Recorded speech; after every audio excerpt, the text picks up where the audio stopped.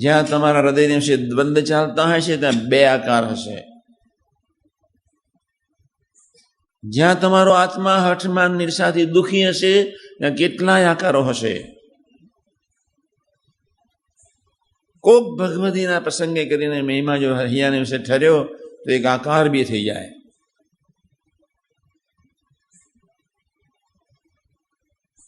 મેં હમણાં વાત કરી, દુર્લભમાં દુર્લભ એવો મનુષ્યનો દેહ, એ દેહમાં કરુણાઈ કરીને રાક્ષસ હોય, અસુર હોય, નીચ હોય, પાપી હોય, મિનિસ્ટર હોય કે ભક્ત હોય, અને એના જીવનમાં 3 પ્રસંગો એવા પ્રભુ કરુણાએ કહીને લાવે કે જ્યાં એને ભગવાન સિવાય કોઈ ના બચાવે. 3 વાત કરું છું.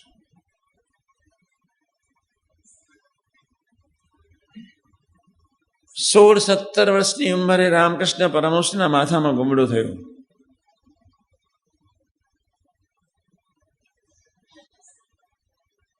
ગુમડાની રસી અંદરથી બહાર આવી ગઈ. હાડકાં ખોપરી આખી જ ખવાઈ ગઈ.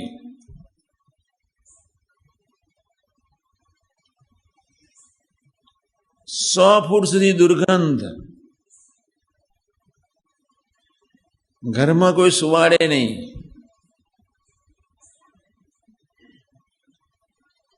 તે જમાનામાં કોઈ સાયન્સનો વિકાસ નહીં. ઘરગથ્થુ બાપ દાદાઓએ ઘણી દવાઓ કરી.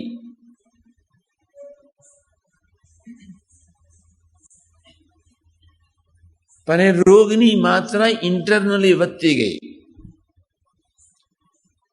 કાન પર અસર થવા માંડી, આંખ પર અસર થવા માંડી, જીભ પર અસર થવા માંડી. એક સાધુ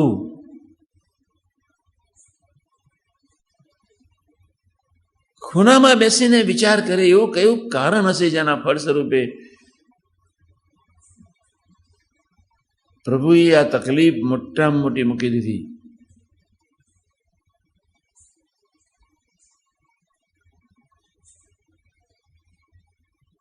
પૂર્ણિમાની રાત્રિ હતી અને અંતરના ઊંડાણમાંથી અવાજ નીકળ્યો. એક ઝાડ નીચે બિચારા સૂઈ ગયા હતા. એની બાજુમાં કોઈ સૂતું નહોતું. 16-17 વર્ષની ઉંમરના ટાબોરિયાની મધર ક્યાંના સગા સંબંધી એની પાસે સુવા માટે તૈયાર નહોતા. આ સંસાર છે.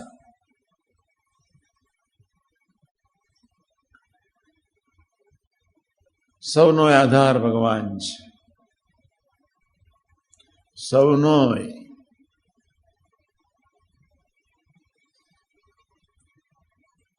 આંખ અસર કરે એટલે જ્ઞાનતંતુ આંખના, કાનના, જીભના. ખુલ્લા દિલથી બોલવાનું બંધ થયું. ત્યાં અંતરના ઉડાનમાંથી પ્રાર્થના નીકળી ગઈ. ઓ સર્વશક્તિમાન પ્રભુ ભગવતી માં, તો બોલવાનું જ બંધ કરીશ તો તારા ગુણગાન કેવી રીતે કરીશ? તારું ભજન કેવી રીતે કરીશ? તારું ભજનને હું સાંભળીશ કેવી રીતે? તારા હું દર્શન કેવી રીતે કરીશ? એક ડ્યુટીમાંથી અવાજ નીકળ્યો. એ પુકાર હતો, અવાજ નતો, પુકાર.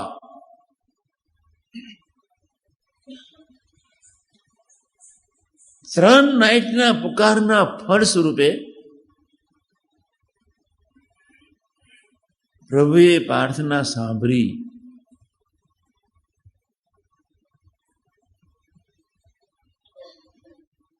સામાન્ય ગામઠી દવાઓ ચાલુ જ હતી, છતાંય કોઈ રિઝલ્ટ નહોતું. ચોથે દિવસે રાત્રિએ ગહરી એવી સરસ નીંદ આવી ગઈ. રામકૃષ્ણ પરમહંસને 16 વર્ષની ઉંમરે હાશ થઈ ગઈ. હાશ, મારી પ્રાર્થના ભગવાન સાંભળી. 6 મહિના પછી પહેલી વખત હું સૂવું છું. એ ઊંડાણની એક પ્રાર્થના હતી.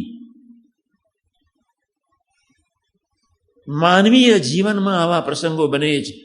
કમનસીબ અહંતા ને મમતાની નીચ અને નાલાયક ગહરા જડવાદને લઈને વ્યક્તિ પોતાની જાતને કંઈક વિશિષ્ટ સ્વરૂપે સાચી માની ડાઈ માની દુઃખી થઈને છેવટે લક્ષ્ય 84 યોની માટે યોની તરફ એની યાત્રા સહજ થતી હોય છે. પ્રભુ એને બી તક આપે છે.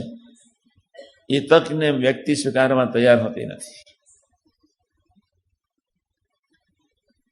ત્રીજે દિવસે રામકૃષ્ણ પરમહંસ ફ્રેશ થઈ ગયા. 3 નાઈટ રડ્યા. પ્રભુ, મેં તને તકલીફ આપી અને તે તારું શરીર સારું કર્યું, પણ હવે આ શરીરનો ઉપયોગ તારી રીતે કરવા થવા દેજે. મારા કોઈ જડવાદને કાઢજે, તારા શરીરનો ઉપયોગ તું તારી રીતે કરજે. આ છે ભજનનું ફળ, પ્રાર્થનાનું ફળ.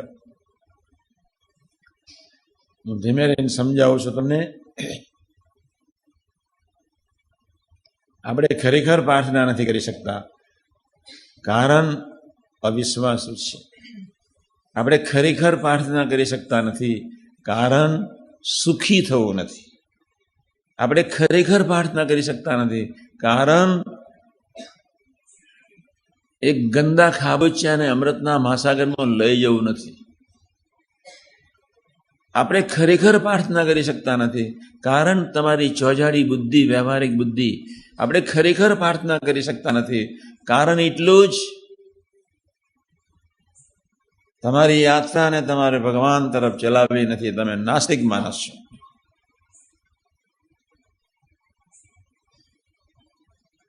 ખૂબ સજાગ રહેવાનું છે.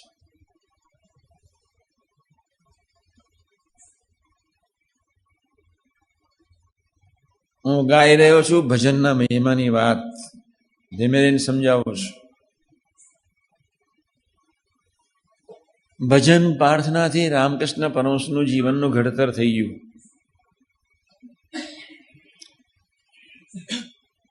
અને અંતરના ઊંડાણના ભજનમાંથી તુલસીદાસના ભજનના પ્રાર્થનાના ફળ સ્વરૂપે એના હૈયાનો ભગવાને પ્રવાહ બદલી નાખ્યો. એક સ્ત્રી એને મળવા માટે સાપને પકડીને ચડે.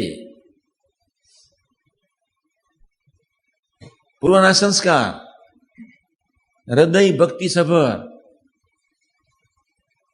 સંકલ્પ ઉઠી ગયો, જૈસી પ્રીત હરામ સે તૈસે હરિ સે હોય.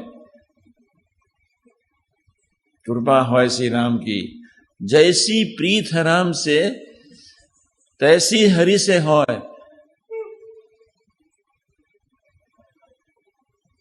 પલ્લા પકડે ના, પલ્લા ના પકડે કોઈ. પણ એ ઊંડાણમાંથી હતી પાછળ.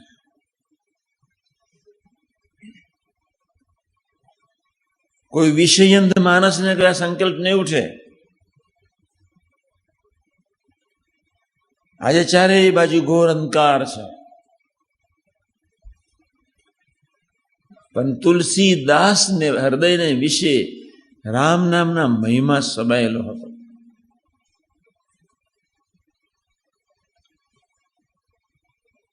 રામકૃષ્ણ પરમહંસના હૃદયને વિશે ભગવતીનો એ માનો કાળિકાનો મહિમા સમાયેલો હતો.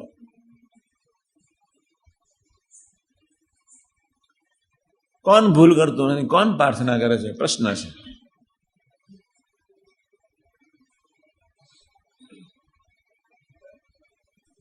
પણ એને અંતરના ઉડાનમાંથી ભજન કર્યું.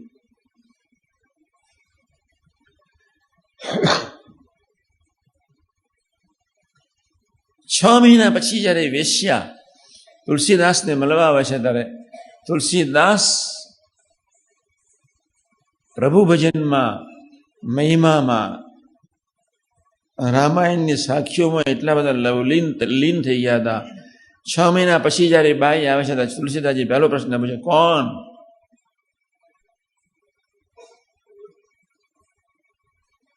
પ્રશ્ન પૂછે છે, કોણ? હૃદયનો પ્રવાહ બદલી નાખ્યો. બસ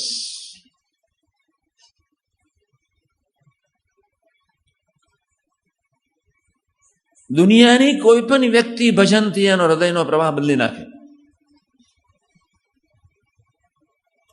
વલ્લભાચાર્ય, નિંબાર્ક, મીરા, નરસિંહ, પ્રભુનો પુકાર, પ્રભુને પ્રાર્થના, પ્રભુનું સ્મરણ, લય થઈ ગયા હતા, લય થઈ ગયા. ભગવાન કિશનની મૂર્તિમાં લય થઈ ગયા હતા. હું તમને આ વાત એટલે સમજાવી રહ્યો છું. હવે શરૂઆત કરું છું. પહેલી વાત,